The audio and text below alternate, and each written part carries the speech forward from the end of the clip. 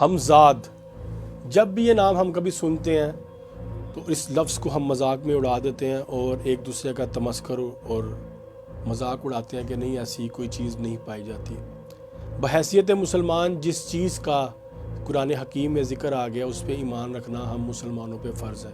اگر ہم اس کے وجود سے انکار کرتے ہیں تو ہم قرآن حکیم کے انکاری ہو جاتے ہیں، جو کہ جائز نہیں ہے۔ قرآن پاک میں سورہ البقرہ اور سورہ کہف میں کرین کا لفظ استعمال کیا گیا، جسے اردو میں حمزاد کہا جاتا ہے، انگلش میں اسپرٹ کہا جاتا ہے اور ہندی زبان میں اسے بھوت یا پریت کہا جاتا ہے۔ ہر انسان کے وجود کے ساتھ ایک جن کا بچہ پیدا ہوتا ہے۔ یہ بات ناظرین کو بڑی حیران کرے گی اور یہ بات سننے کے بعد شاید آپ پریشان ہوں، کیونکہ جن لفظ ہی ہم پہ خوف طاری کر دیتا ہے۔ ناظرین، یہ بات مذاق نہیں، یہ حقیقت پہ مبنی ہے۔ دیکھیں، کبھی بھی آپ سوتے ہیں اور سونے کے بعد جب آپ خواب دیکھتے ہیں اور خواب میں آپ اپنے آپ کو دیکھتے ہیں، وہ آپ خود نہیں ہوتے، وہ آپ کا حمزاد ہوتا ہے۔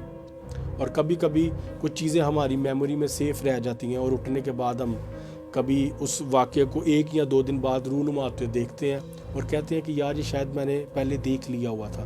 وہ یقیناً آپ کا حمزاد آپ کو خواب میں دیکھ چکا ہوتا ہے اور وہ تمام معاملہ کہیں نہ کہیں آپ کی میموری میں سیف رہ جاتا ہے۔ حمزاد کے بیک گراؤنڈ پہ اگر ہم تھوڑا سا جائیں تو قرآن پاک میں جو تفسیر ملتی ہے اس کے حوالے سے، وہ یہ ہے کہ جب اللہ رب العزت نے فیصلہ کیا کہ میں زمین پہ اپنا خلیفہ بناؤں گا، یہ سورہ بقرہ میں آیات موجود ہیں، آپ ترجمہ پڑھیں گے، سرچ کریں گے، آپ کو مل جائیں گے۔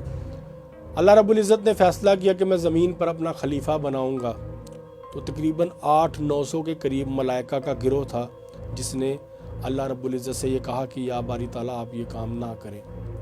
ان گروہ میں عزازیل بھی شامل تھا، جسے ہم ابلیس یا شیطان کے نام سے پکارتے ہیں۔ وہ اس گروہ میں سر فہرست تھا اور سب سے آگے تھا۔ اس کا کہنا تھا کہ یا باری تعالیٰ تو نے زمین پر پہلے بھی اپنا خلیفہ بنایا تھا اور اس نے خون ریزی کی، تیری نافرمانی کی، اور اب تو انسان کو بنانے جا رہا۔ اللہ رب العزت نے کہا جو میں جانتا ہوں وہ تم نہیں جانتے۔ اس کے بعد اللہ رب العزت نے حضرت آدم علیہ السلام کا وجود تیار کیا اور تمام ملائکہ کو حکم دیا کہ اس کو سجدہ کرو۔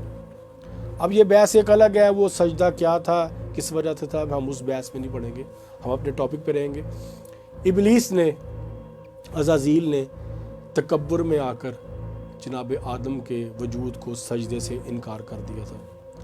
اس کی وجہ یہ تھی کہ وہ اپنے آپ کو بہت سپیریئر سمجھتا تھا، کیونکہ اس نے ملائکہ کے ساتھ رہتے ہوئے ہزاروں سال عبادت کی تھی، اور اس کا عرش پہ نام عابد اور زاہد بھی ہے۔